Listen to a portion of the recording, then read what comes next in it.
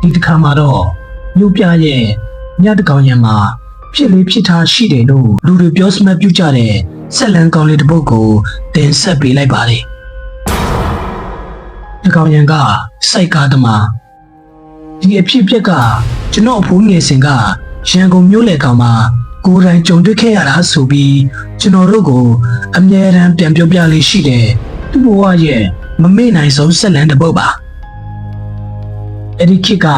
1980ဝန်းကျင်လောက်ရန်ကုန်မြို့ရဲ့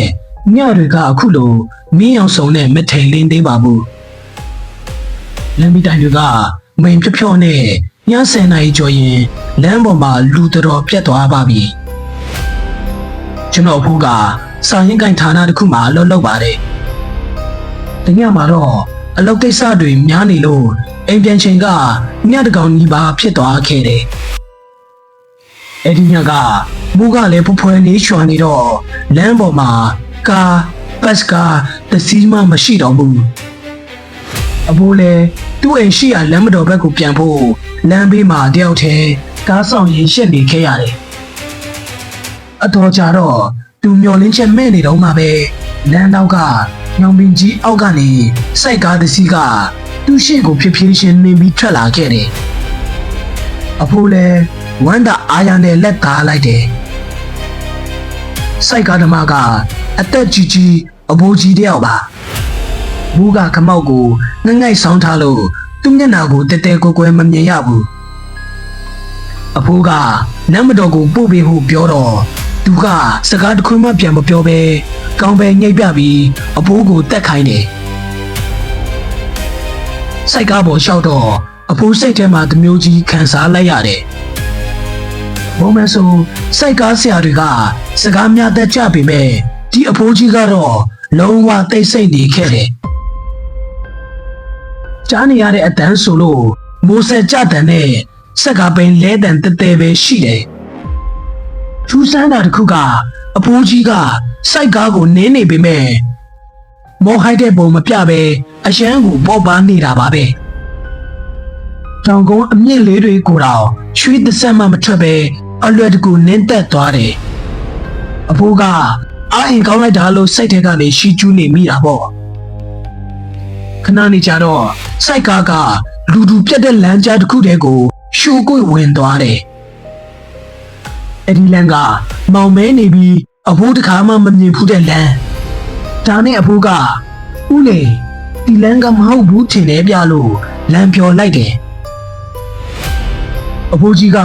ဘာမှပြန်မပြောဘဲစက်နေမြင်နင်းနေတယ်အဲ့ဒီအချိန်မှာပဲဘေးပန်းဝင်းကျင်ကနေအေးဆက်ဆက်လေးတစ်ချက်ကသူ့ကိုဖျက်တိုက်သွားပြီးတကူလုံးချက်သိမ်းထသွားခဲ့တယ်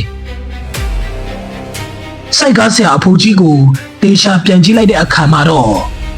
အဖိုးကြီးရဲ့ရှေ့ထောက်တွေကစက်ကားနင်းခုံပေါ်မှာရှိမနေပဲလေပေါ်မှာမြောက်နေတာကိုတွေးပြက်ဖွယ်ရာတွေးလိုက်ရတယ်စိုက်ကားကသူ့အလိုလိုလေထဲမှာပြန်နေတယ်လို့ပဲအဖိုးလည်းကြောက်လို့အတန်တောင်မထွက်နိုင်တော့ပါဘူးဒါပေမဲ့တိတ်မကြခင်မှာပဲစိုက်ကားကလမ်းကြားထဲကနေပြန်ထွက်လာပြီးအဖိုးရဲ့အိမ်ရှိကိုအတိအကျရောက်လာခဲ့တယ်အဖိုးလည်းစိုက်ကားပေါ်ကနေတန်တုံရှိရှိနဲ့ဆင်းပြီးပတ်စံပေးဖို့ပတ်စံအိတ်ကိုနိုင်လိုက်တယ်ဘယ်လောက်ကြလဲဦးလေးအဲ့ဒီအခါကျမှစိုက်ကားဆရာအဖိုးကြီးကသူ့ခေါင်းကိုဖြည်းဖြည်းချင်းလှည့်ပြီးအဖိုးဘက်ကိုမော့ကြည့်လာတယ်လမ်းမအောင်မေအောက်မှာမြင်လိုက်ရတဲ့သူ့မျက်နှာကြောင့်အဖိုးတယောက်အသက်ရှူရက်မသက်ဖြစ်သွားခဲ့တယ်အဖိုးကြီးရဲ့မျက်နှာကဖြူဖြောချောက်ကပ်နေပြီးသူ့မျက်လုံးတွေရဲ့နေရာမှာအပေါက်ဟောင်းနဲ့ကြီးတစ်ခုပဲရှိနေပါတယ်သူကအဖိုးကိုတွားဖျက်ပြုံးပြလိုက်တယ်အဖိုးလည်းကြောက်လို့ပတ်စံအိတ်ကိုတောင်ပြစ်ချပြီးအိမ်ထဲကိုအော်ဟစ်ပြေးဝင်သွားခဲ့တယ်အိမ်တကားကိုပိတ်ပြီးပြတင်းပေါက်ကနေပြန်ချောင်းကြည့်လိုက်တဲ့အခါမှာတော့လမ်းပေါ်မှာပဲစိုက်ကားမှမရှိတော့ပါဘူးအရာအားလုံးကလေထဲမှာတွေပျောက်ကွယ်သွားခဲ့တယ်လို့ပါပဲနှုတ်နေမနဲ့မှာအဖိုးကအလုတ်သွားရင်လမ်းထိပ်ကလက်ဖက်ရည်ဆိုင်မှာအဖြစ်အပျက်ကိုပြန်ပြောပြတော့ဆိုင်ရှင်အတော်ကြီးက မောင်ရင်ကတွေ့ခဲ့တာလမ်းမတော်ကစိုက်ကသမားကြီးဦးမြမောင်ဖြစ်မယ်သူကလွန်ခဲ့တဲ့15နှစ်လောက်ကအဲ့ဒီညုံပင်ကြီးအောက်မှာပဲဓမြတိုက်ခံရပြီးဆုံးသွားတာသူအလုတ်ကိုတန်ရုံးစင်ကြီးတော့ညဘက်တကောင်ရံမှာအိမ်မပြန်နိုင်တဲ့လူတွေကိုအခုလိုပဲအိမ်ပြန်လိုက်ဖို့ပေးတော့မယ်လို့ပြောကြတယ်သူကပတ်စံမယူဘူးသူ့အတွက်အမြအတမ်းပေးဝေတာကိုပဲလူချင်းတယ်လို့ပြန်ပြောပြပါတယ်အဲ့ဒီနေ့ကစပြီးအဖိုးတယောက်ညဘက်အလောက်ကနေနောက်ကျမှပြန်ရတိုင်းအဲ့ဒီညုံပင်ကြီးအောက်ကိုဖြတ်တဲ့အခါတိုင်းမှာတေဆုံးသွားတဲ့စိုက်ကားဆရာကြီးဦးမြမောင်အတွက်အမြအတမ်းပေးဝေခဲ့တယ်လို့ဆိုပါတယ်ဟုတ်ကဲ့အားလုံးပဲမင်္ဂလာပါဗျာကျွန်တော်ကတော့ဒီဆက်လန်ကိုရှေးသားတင်ဆက်သူတက်အောင်စင်ပါခမကျွန်တော်ရဲ့တင်ဆက်ပုံကစိတ်ဝင်စားစရာမကောင်းပေမဲ့အဆုံးထိလိုက်ပါကြည့်ရှုနားဆင်ပေးခဲ့ကြလို့အားလုံးကိုကျေးဇူးအထူးတင်ရှိပါတယ်ခမ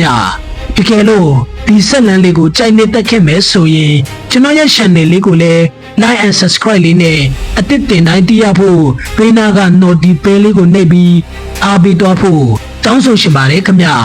နောက်ဗီဒီယိုမှာလည်းပြန်လည်ဆုံတွေ့ရှင်ပါတယ်ဗျာ